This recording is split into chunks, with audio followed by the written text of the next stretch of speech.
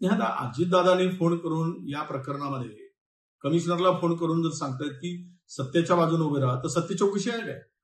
सत्यता पडताळून चौकशी होते काय? त्यांचे आमदार एकीकडे अजय तावरेंना वाचवण्याचा प्रयत्न करतायत, त्यांना डीन म्हणून नियुक्त करण्याची मागणी करतायत. दुसरीकडे अजितदादा पालकमंत्री असलेल्या जिल्ह्यामध्ये चौकशी एका भ्रष्ट अधिकाऱ्यांची नियुक्ती करून होते आहे, ज्यांच्यावर गंभीर प्रकारचे आरोप आहेत. ब्लड प्लाझ्मा विकण्याचे आरोप आहेत शासनाच्या बिना परवानगीनं.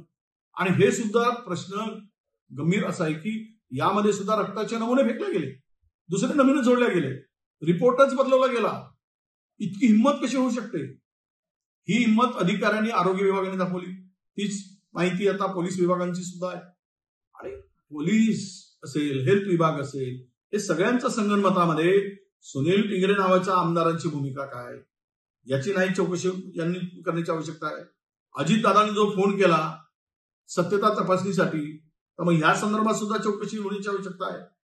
ही सगळी चौकशी पारदर्शी होण्यासाठी यावर एकच उपाय आहे, तो म्हणजे न्यायिक चौकशी.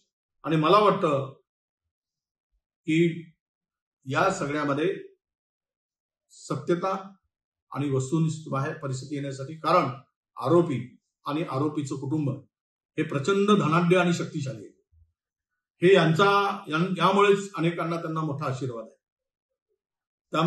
त्यांना सपोर्ट आहे. अशा स्थितीमध्ये ही चौकशी भरकडू नये आणि सत्यता दाबली जाऊ नये.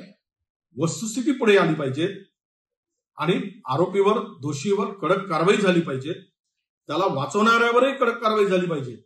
प्रोटेक्शन देणाऱ्यावर, तो कितीही मोठा पॉलिटिकल माणूस असू दे. यासाठी न्यायिक चौकशी होणे अपेक्षित आहे, तीच करावी अशी आमची स्पष्ट मागणी आहे.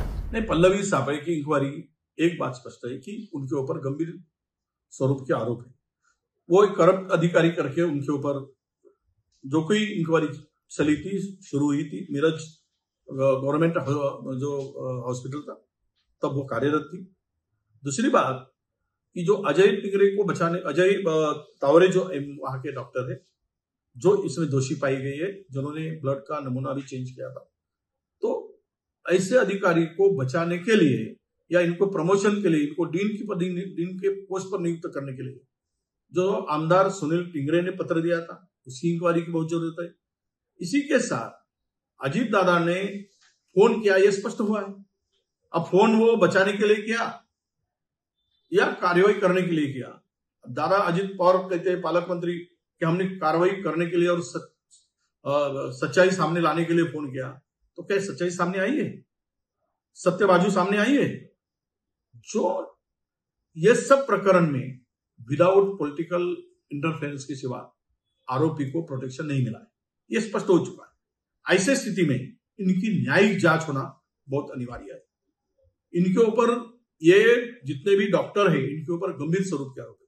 चाहे वो अजय तावरे हो, चाहे वो जो इंक्वायरी ऑफिसर करके नियुक्ति है पल्लवी सापड़े हो, ड्रग्स से लेकर तो ब्लड प्लाज्मा बेचने तक ऐसे गंभीर अधिकार आरोप होने वाले ऑफिसर के माध्यम से चौकसी होना ये उचित नहीं होगा.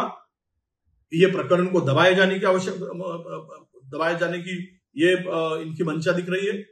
इस स्थिति में न्यायिक चौकसी हो, यही एक रास्ता है. और फिर से हम मांग करते हैं सरकार से, अगर तुम्हारे में थोड़ी ईमानदारी बची है इस प्रकरण में, अगर आपको सत्यता सामने लाकर कार्रवाई करनी है तो न्यायिक जांच के आदेश त्वरित दे, तो दूध का दूध पानी का पानी होगा.